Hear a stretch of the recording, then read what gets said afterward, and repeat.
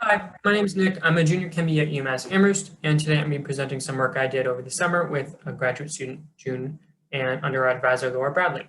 And this topic of this presentation is the structural characterization of nematic colloids at liquid crystal air interfaces prepared via photopolymerization.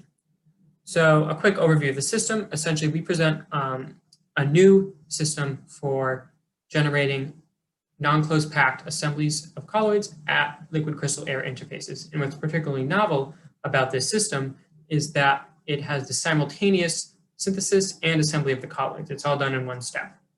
So quick overview of the experimental setup. You would essentially mix monomer, photoinitiator, and liquid crystal all together. It's all miscible. And then we'd pin that solution to these copper TEM grids, which are all on top of a functionalized glass slide. Then once polymerization is initiated with UV light, we end up with these beautiful, clean, spaced colloidal assemblies. And so the reason these assemblies form is through the competition of two forces. One is the capillary attraction of the colloids, and the second is elastic repulsion due to the liquid crystal. So just a quick overview of liquid crystal. Essentially, once after photopolymerization, after the colloids have formed and aggregated, or the aggregated and formed colloids, which then absorb to the surface, the liquid crystal will be in the nematic phase. And in the nematic phase, all of the crystals or liquid crystal molecules are all aligned along this director field. And this director field is shaped like this in order to meet the boundary conditions of the system. So we functionalize the slide so that it has a perpendicular homeotropic anchoring condition that matches the anchoring condition at the surface, at the air interface. But however, at the colloid surface, there's a planar anchoring condition, which means the liquid crystals want to be parallel to the colloid surface. And so what ends up happening is due to this director field in this nematic phase, the colloids can't get too close, because if they get too close, there's going to be too much stress in an attempt to try to meet all these boundary conditions at once. So essentially, the colloid spacing is optimized so that these forces cancel each other out, and there is a minimal global energy in the system. So the second half of this project, and the aspect I was heavily involved in, was the development of a script that could take optical microscopy images of these assemblies, like here in the top left, and convert them into parameters to assess the order. So first, I level out the brightness and then binarize it. And then I do some cleaning to get rid of these loose pixels, and then segment it to get the individual colloids.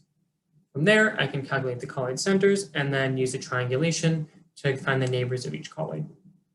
From this data, I can then calculate a bunch of parameters and use them to generate I can either sum them to generate a table of data, or I can use each individual colloid to map it to generate some of these really cool figures. For example, this one here both demonstrates the order, which is the color of each crystal, or demonstrates the size of each crystal. So you can think of each color as an individual crystal, and you can see the defect lines are in these transitional areas. You can kind of match it to the optical microscopy image. So yeah, overall, the results of this figure, like compiled in this table here, could be used to confirm that our assemblies met literature standards for positional orientational order. And if you're looking at some of this data, which is averaged over all the assemblies that June made, you can see we have low disorder and high six-fold order, which is really good. We validated our assemblies and essentially confirmed that our system created assemblies that meet the standards. So yeah, overall, this system presents a new method for simultaneous synthesis and assembly of colloidal crystals at liquid crystal air interfaces. And along with it, I developed a script that can be used on future projects to assess the order of these assemblies, or even some related assemblies, such as polystyrene closed pack assemblies here.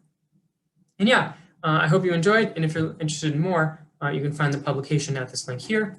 And yeah, hopefully I'll see you in person, or at least over Zoom, or in the chat during the live session.